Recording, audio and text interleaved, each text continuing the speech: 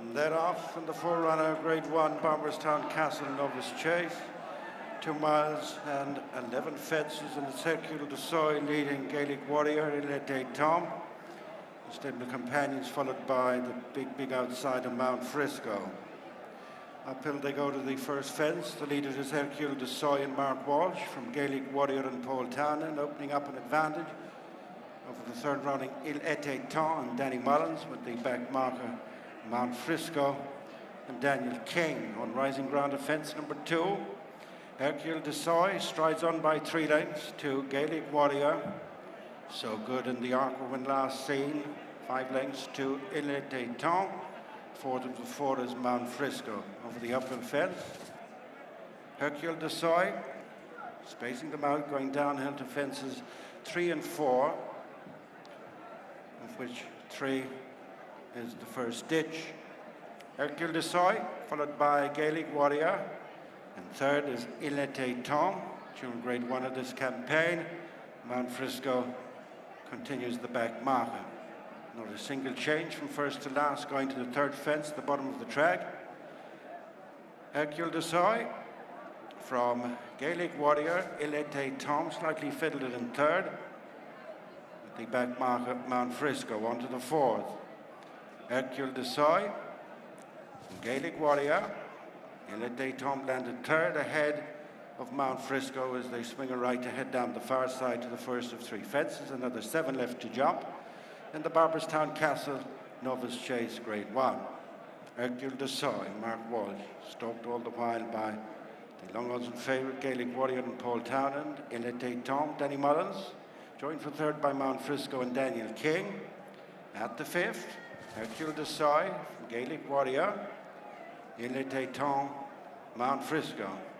As the quartet tightens up, going to the 6th last fence, middle one down the far side. Circuit de Soy, Gaelic Warrior, less than 2 legs between them, then Etait Temps and Mount Frisco. Going to the second and final ditch at the end of the back straight. This fence coming up 5 from the end. Circuit de Soy up and over from Gaelic Warrior, Etait Temps and Mount Frisco. Still no changes from the outset, turning out of the back straight with 4 fences left to jump. Circuit de Soy as of yet to be headed. Gaelic Warrior now within a length. Third place Etait Temps. Fourth of the 4 is Mount Frisco as they turn towards the 4th last fence. Circuit de Soy makes the bend a length in front of Gaelic Warrior, then Etait Temps and Mount Frisco facing the 4th last fence. What's left are plain fences. Circuit de Soy, Gaelic Warrior, Etait Temps on the outside of Mount Frisco. Another 3 fences left to jump. Circuit de Soy from Gaelic Warrior, Etait Temps on the outside. The stable companions followed by Mount Frisco. The fence on the home turn, 3 out. Circuit de Soy from Gaelic Warrior, who jumped up on terms. Mount Frisco and Etait Temps both shaken up at the back. Their heads turned for home with 2 fences left to jump. Matched in, Circuit de Soy and Gaelic Warrior. Edging closer in third is Etait Temps, Mount Frisco. First one to crack, in line for the final 2 fences. The 3 stable companions wide across the course. Gaelic Warrior in the centre. On the left, Circuit de Soy. On the right, Etait Temps. Coming in between the final 2 fences. And we're on for a good finish between the stable companions. Gaelic Warrior, Etait Temps on the outside. On the inner is Circuit de Soy, the final fence. Over to just in front, Gaelic Warrior from Etait Temps on the near side. Who's coming home best of all? Etait Temps is turning over Gaelic Warrior in the Barberstown Castle Novice Chase. Etait Temps, another Grade 1 this season from Gaelic Warrior. Circuit de Soy well cleared of Mount Frisco, as Willie Mullins closes in on Dermot Wells' long-standing record as winning most trainer. The ultra-tough Etait Temps gets his 4th Grade 1 success, his 3rd over fences this season under regular rider Danny Mullins. Well, back on the saddle today, well done. Yeah, he's good, you know. What a tough little horse, you know. He keeps battling. I missed the 3rd last in a 2-mile chase.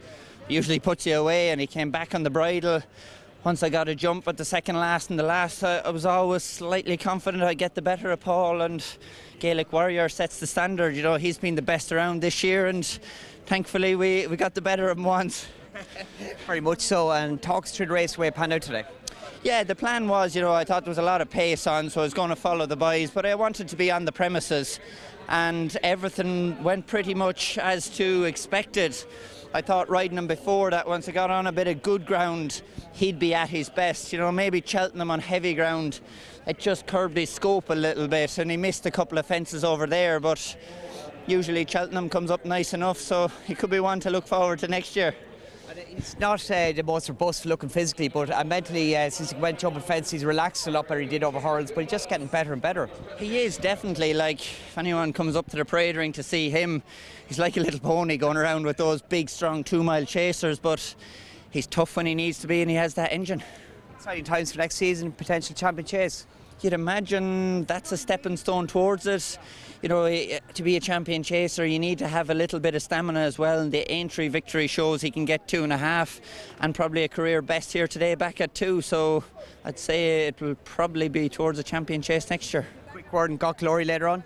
I think she's a big chance, you know, unexposed, maybe lacks a little bit of experience, but was good in Nace and has that extra season under her belt from being in Willie's a year earlier, so I think she'll give it a rattle. Well done again. Thank you very much. Watch live racing now on racingtv.com.